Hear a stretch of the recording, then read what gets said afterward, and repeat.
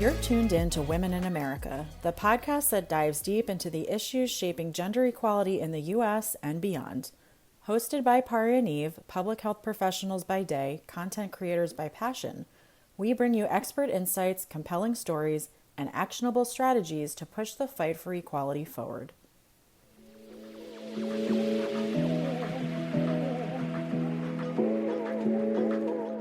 On this episode of Women in America, we take a magnifying glass and a blowtorch to the White House's recent announcement that they want women to have more babies. Let's dive in. So Pari, did you know that if you had waited until like now to get pregnant, you could have gotten paid $5,000 for your baby? Oh, yeah. That would totally make it worth it to have more. You totally not that your hospital bill was sky high, not that having kids costs like hundreds of thousands of dollars throughout their lifetime. The 5,000 totally would have been what pushed you over the edge to have the baby. My Right? hospital bill alone was the $62,000. Jesus Christmas. Granted, I'm not paying that because of insurance, but think about how much I'm paying insurance every year, you know? So the $5,000 would have paid for your ibuprofen, your Band-Aid? Yes. Skin to skin. Did you know that they charge for that? It's crazy. I'm sorry, what? Yeah, they charge for skin to skin. It's a line item on the hospital bill. By skin to skin, do you mean placing your own baby on your own skin? That's exactly what I mean. Yeah. They're like, oh, we had to take the physical labor of passing you that child from down there to your chest, and therefore we will charge you for this process. And how much was it? It was $46, but the amount doesn't matter. It's the principle of it, really. I think the same statement could actually be made about this whole White House initiative trying to be like, oh, women have to have more babies, so let's come up with ideas. And the best idea they've had is $5,000, which before we even get past that, that's exactly what Kamala's child tax credit was. Okay. Yeah. She proposed a $6,000 child tax credit, except she was saying that in addition to universal health care, subsidized childcare, school lunches, 8,000 other things. And yet they're like, okay, listen, $5,000 is suddenly going to push women to go over the edge. I mean, you want me to be pregnant for 9.5 months and then push out a whole baby and then raise that child for the rest of my life, and you think $5,000 is enough of an incentive? If you are actually being swayed by $5,000, then you shouldn't be having a child, frankly. You truly shouldn't. Who do you think did the math on that and was like, $5,000 is the number? That's what's the amount that's going to get women to have more babies? Honestly, I don't even think they thought about it. They were just like, we are going to come up with a number that's easy for people to say, and for our crowd, it will be enough of an incentive. And they're not wrong. They're not wrong, because how many MAGA voted for him because they got $1,000 COVID bonus? But the $5,000 is the one thing that they borrowed from Kamala, and therefore it's the least egregious part of the policy, right? The other things that they're proposing are medals for motherhood. National Motherhood Award for women who have 6 or more children, right? Yeah, and that's the other thing. You don't even get it if it's 1. You have to have more than 6. But also the place that policy has even come from is not originally this White House. That policy was practiced in Germany in the 1930s by a very prolific person. And that's where that comes from. And that motherhood medal is only for a specific kind of mother, you know? Do you mean the white ones? Yeah, that's what I mean. There's not going to be any black or brown mothers getting that medal. Let's be real. And even then, who the hell would want it? What are you supposed to do with it? You are a mother now. You don't want a medal of honor? It's like the baby starts teething and you hand them this medal to chew on. That is the best purpose for this thing. And then what the other things they've said are they're going to decide that 30% of Fulbright scholarships are reserved for people who have children. Yeah. And it's like, you also literally just slashed the entire Fulbright program. So what are we even talking about?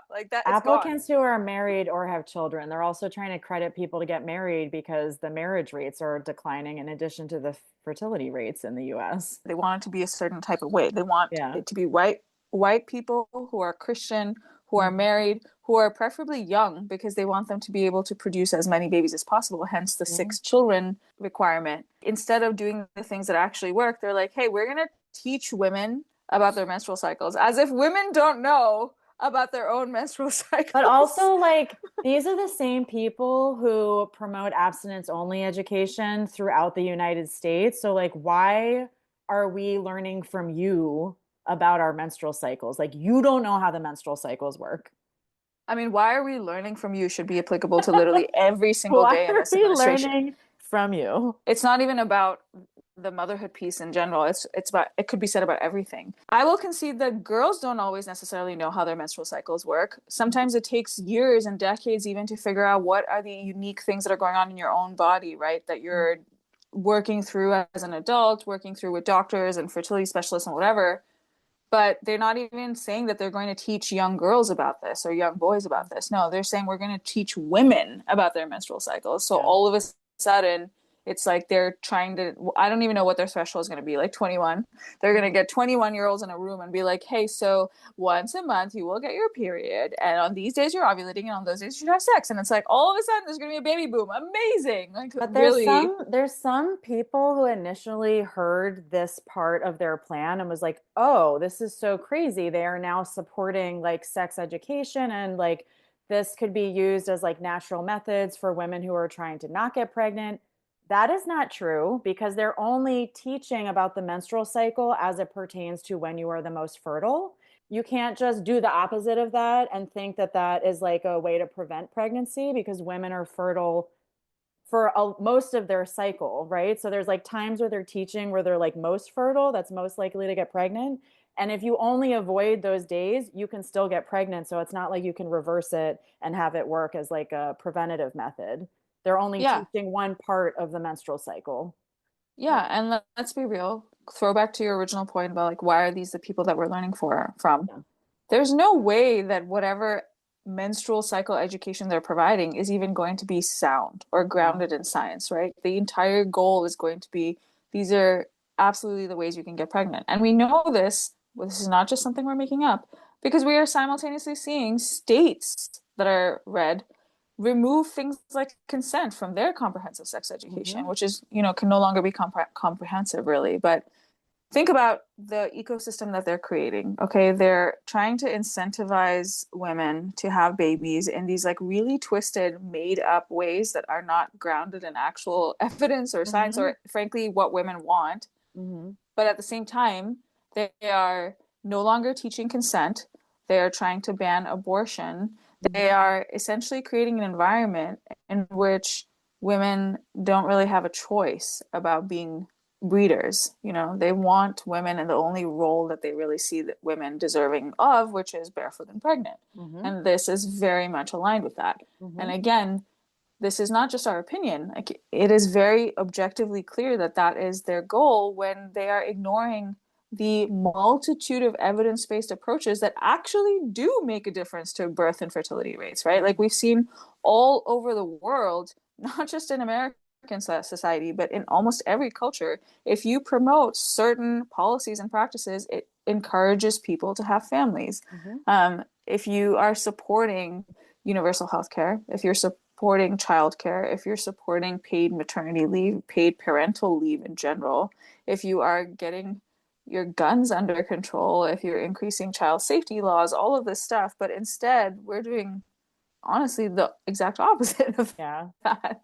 So what's So, really interesting is this like package that Trump is proposing of different ways to increase the fertility rate is essentially a pronatalist policy, right? That's like the technical policy wonky term that people use. In the US, they're applying this policy term in a really dangerous, manipulative way. Overall, pronatalist policies aren't always harmful because pronatalist policies can include giving women maternity leave, like ensuring that they have high quality health care when they give birth and things like that. But this administration is only using the harmful things. So, in this way, a pronatalist policy is really dangerous and it's really similar to the ways that pronatalist policies were pushed in the 1930s, like you were talking about before. But that's like a really wonky term that's going to be thrown around a lot regarding this story in the next couple of weeks. So I think it's important for people to recognize it's not innately bad, but the way the US is using it is bad. that's a great nuance.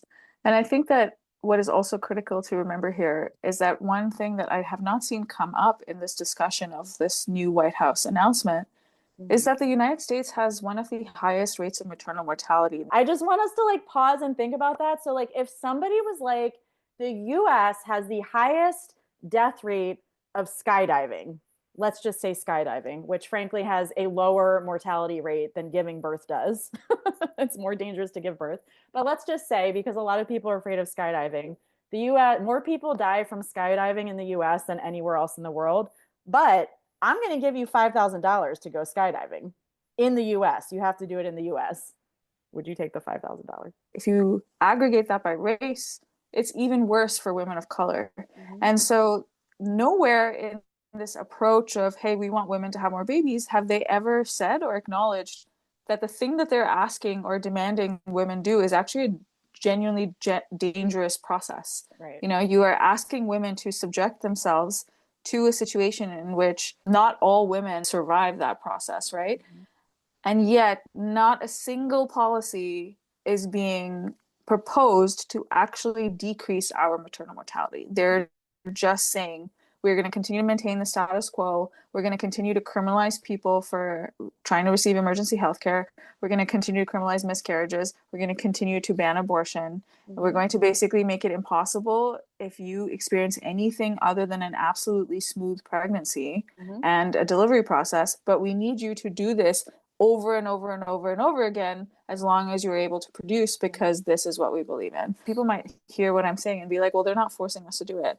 I would say they're not forcing us to do it today, but it's not that big a leap from proposing Nazi policies to then just restricting the actual choice and rights of a population. And they've already done that, frankly. They've already restricted our rights and choice when it comes to women's bodily autonomy. It is not a leap to say that they want to create a situation in which women truly just are backed into a corner about I mean, this. it's not just not a leap. It's like part of this desensitization plan that we talk about a lot, where they are making things that we once would have thought were psychotic to propose as increasingly normal, little by little by little. So, like, if we had talked about, I don't know, the government helping people to track their menstrual cycles like 10 years ago, women would have been like, what the fuck? Or this National Medal of Motherhood. But we have heard so much crazy shit come out of this administration in just since January, in just the last like 3 months, that we are now like thinking that things are normal when they're not. And that's what I want to like beg people to be most highly like aware of, is like, what did you not think was normal even 5 years ago, 3 years ago, that now you're like, okay, that doesn't sound so bad? Because that's Yeah, the whole Republican strategy, right? Is to like normalize women just being barefoot and pregnant and in the kitchen 24/7. I would say it's not just even about women. That's their strategy, True. period. Like, Yeah. if you look at Signalgate as an example, right? Like that a few years ago, that would have been the entire news cycle for his whole presidency. And yet we have gone through Signalgate 1, 2, and maybe even 3 now, and nobody is talking And about it anymore. Signalgate is when Pete Hegseth was caught talking about war plans in a text chat that he accidentally added a reporter to and then became national news, right? Like, what the And then he hell? and then he did it again He with his recently did wife it again. and his brother, and then I think he added his lawyer in because he thought that would give him Make it immunity. privileged because he's an idiot. Yeah. Just And adding for the record, just adding your lawyer to a group chat does not make your information in that group chat privileged, just so everybody knows. Like, don't do that. and then he did it again. Well, like when I said there may be number 3, it's because he has installed Signal on what are supposed to be secure government computers, and you're not allowed to do that. So I think at this point, if Pete Hegseth was to start a publicly broadcasted podcast called Secret War Plans, that might actually be more secure than Signal group chats. But I want to go back to what you were saying about the tracking menstrual cycles, because I feel like we said that kind of quickly and maybe people didn't understand like Yeah. exactly what you meant. When Eve said that, she wasn't being hyperbolic. Like, there is actually state-based movements to create registries similar to what RFK Jr. has recently proposed for folks with autism. They want to also have registries of pregnant people in every state. And this was first proposed by Senator Katie Britt in Alabama. You might remember her as the psycho person who responded to the State of Union address with a giant cross around her neck, and she was sitting in her kitchen. And yeah, anyway, so she proposed that they do this. Pause. I want to highlight the fact that you did a phenomenal rendition of her on our social media channels, and we should link that in the notes for the show because we need to revisit that piece of art. Oh man, I have to say I felt disgusted with myself even while recording that. It was so hard for me to get through that. God. I mean, it's not an exaggeration to say like I was kind of looking back at the clips doing editing and like puking in my mouth a little bit, being like, I hate myself right now. Yes, I don't recognize this version of me. But Katie Britt so good. Put together this bill along with Marco Rubio. Actually, it was the two of them. And they proposed a bill last year saying that they wanted to create these pregnancy registries. But of course, they didn't use those words because they knew that that would flag people's attention. So what they did is they've now labeled it as pregnancy.gov. And they're using this government-endorsed website to, in their words, provide information to pregnant women. But that's not actually what it is, okay? It's what they've done is they've created this website and given it a .gov address so that the average American thinks it's like legitimate. But you go on this website once it's live. I think it's still in litigation, but you'll go on it. They ask you to submit your information, like your name, your address, how far along you are, things like that, under the guise of saying that we will connect you with a physician or someone who provides you information about pregnancy. But what they're doing on the back end is collecting this data about women who are pregnant. And when we had first posted about that on our channel, all of these MAGA clowns were like, well, it's totally voluntary. So like, what is the problem? If a woman wants to submit her information, blah, blah, blah. And I was like, hey, if you're doing something under item A, and what you're actually getting is item B, that's super misleading. And in fact, could probably be illegal in some places. And then what's happening here is that women think they're signing up for evidence-based information because it's a .gov site. And instead, what they're doing is they're going to get connected to someone from a crisis pregnancy center, which is a fake clinic where people pretend to have medical qualifications. And those people have historically lied to women about their gestational age. They've lied to them about their options. And then not only are you being put in touch with someone from a crisis pregnancy center who's going to fake their way through your pregnancy consultation, but now the government has the information about how far along you were on what date, and they have your address and your name. So let's say you either have a miscarriage or you choose to have an abortion or you have to have an abortion and you can't get it in your state and you leave your state to go somewhere else. The government literally will follow up with you being like, hey, why are you no longer pregnant? Or like, show us the results of what happened during that pregnancy. So it's not a leap, is what I'm saying is like, even I say these things and I think people are like, oh yeah, that's that's funny, Handmaid's Tale. But no, what I'm trying to say is that it is in motion. Like the Handmaid's Tale. That's not Handmaid's Tale. That is IRL America right now. That is the current state of the United States. I don't want to scare people, but like that government registry is an extreme example that is happening and is a very real concern. The other thing is just menstrual tracking apps, like third-party apps that the government is trying to subpoena these companies for the data that's collected in those apps. So like they are very useful for some people, but you have to be so careful about which apps you choose to use for tracking your cycles because they are trying to subpoena that information to use to track women. So it's not just if you sign up for this pregnancy.gov database, sure, that's opt-in, but there's all these third-party apps that help you track your cycle to get pregnant, to not get pregnant, whatever your reason is.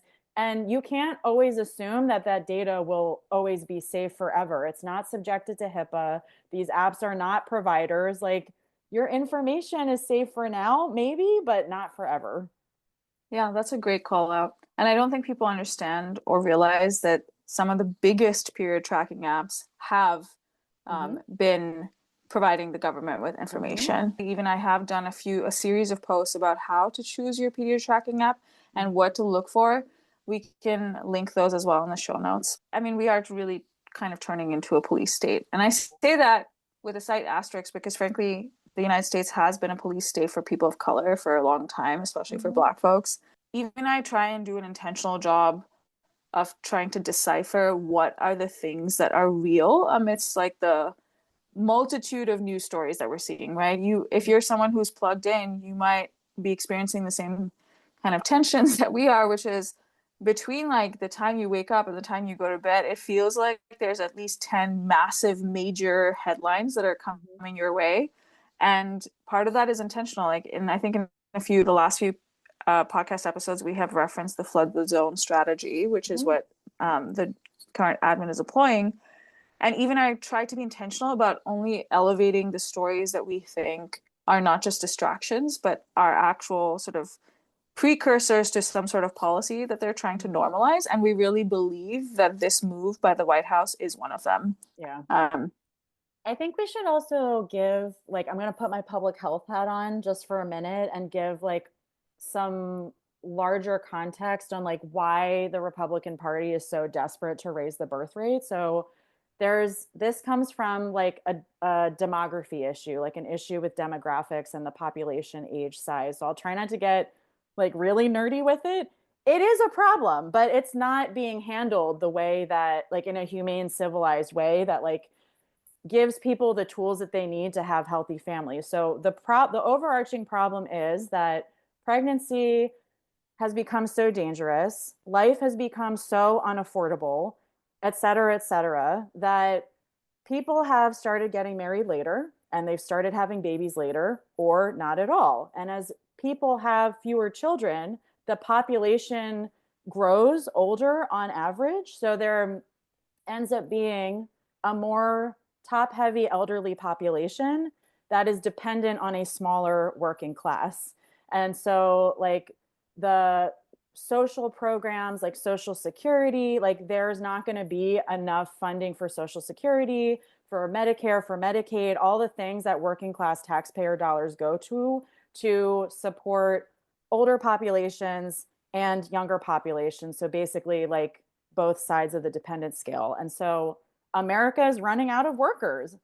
The way to address that is to make America a place that people want to live in and feel safe living in and feel healthy living in. And instead of addressing that root issue of our population decline and now our workforce decline, they're doing literally everything but ensuring that we feel healthy, everything but ensuring that we as Americans, we as women, as people of color feel like we can raise and afford to raise healthy families. And like, why do they refuse to use logic? Why? Like, it's so clear what the answer is. I actually don't think that they're refusing to use logic. They're just refusing to care about the same things that we care about. And what I mean by that, right, is that their logic is they are simultaneously deporting immigrants, people who aren't white, and then saying that we want women to have more babies, which is for anyone with even an ounce of common sense, if you can put those two dots together, you're understanding that what they're saying is that we don't want brown and black babies. We want white babies, right? Babies, because they're deporting the people who are sustaining our workforce right now. We don't need to have more babies if we welcome immigrants. I would honestly posit that the logic is their hypocrisy. Like they know exactly what they're doing for what they want to create. So they don't just want to create a future workforce. They want to create a white future workforce. You're right. In fact, I would even go further as to say a white Christian future workforce, right? They want to be able to maintain this white majority that they have in the country. And you know this because one of their talking points is always like, well, we're not even the majority anymore. Like, this isn't even our country anymore, all of this kind of stuff. And that's exactly what they're doing. They continue to simultaneously vilify anyone that isn't white by somehow creating this narrative that, like, all of your personal problems are because of the immigrant rather than the billionaire who's actually taking your money. And then at the same time are creating, I'm going to say incentives, but in quotation marks, because the only incentives that they're putting together to make women have babies are not real or legitimate. The people who think that 5K is valid enough to have children, we're probably, frankly, going to have kids anyway. This isn't going to magically change somebody's mind. You're not actually creating an environment in which people are thriving or living or anything like that. Because if you were, then even the tagline of Make America Healthy Again would include free healthcare. Like that, that's like the most basic thing, right? If even if an outsider saw that, they'd be like, oh, okay, so what we're going to do is actually give people healthcare access. But that's of course not what it is. So I do actually believe that this is very much in line with what they are trying to accomplish, because then Trump and the whole administration gets to make this whole narrative like, look at all the things we did for women. It makes me think of, we've done a few posts about IVF. It makes me think of this executive order that he put out a few weeks ago on IVF, where like he literally wrote, not him, whoever wrote it, wrote an entire 3 pages and said not a damn thing. You know what I mean? Like, it didn't actually decree that he was going to do a single thing. The only thing it said was, I'm going to ask somebody to write a report about IVF. And then the press secretary, Caroline Leavitt, goes online and is like, promises made, promises kept. Like, what promise? Like, you promised you would make IVF free. You did nothing of the sort. None of that is true. Literally, the only thing he actually did in that process was like label himself the fertilization president. Ew. Yeah. And frankly, you're asking a woman to go through, again, this like extremely physically taxing and dangerous process. Like, pregnancy is not health neutral. Can you explain what you mean by pregnancy isn't health neutral? Yeah, of course. That's my public health speak. When I say pregnancy is not health neutral, what I mean is that pregnancy definitively changes a woman's body forever in multiple ways, right? Even if you've had the smoothest of pregnancies, there are things that shift about your physiology and everything that are putting you at risk of future complications. And so what I mean by that is, for someone who has never got pregnant or given birth versus someone who has, there are different potential health outcomes in the future. Additionally, if you're someone like me who experienced a hard pregnancy, there are negative impacts on your body even during the 9.5 months that you are pregnant itself, So you are not coming out of pregnancy in the same state that you entered it. And that's what it means to be health neutral. So essentially, what we are allowing the US government to do with this whole incentivization process is say that a woman's body is worth $5,000. Thanks for tuning in to this episode of Women in America. Unlike what the White House is proposing, what women actually deserve are truly supportive pro-natalist policies. Until the United States institutionalizes women and family-friendly policy and tackles our disproportionately high maternal mortality, it will remain dangerous and difficult to increase our country's birth rate. If you enjoyed this episode, share it with your network, and don't forget to subscribe wherever you get your podcasts. For additional resources, follow us on social media at Gemma_talks. See you next week.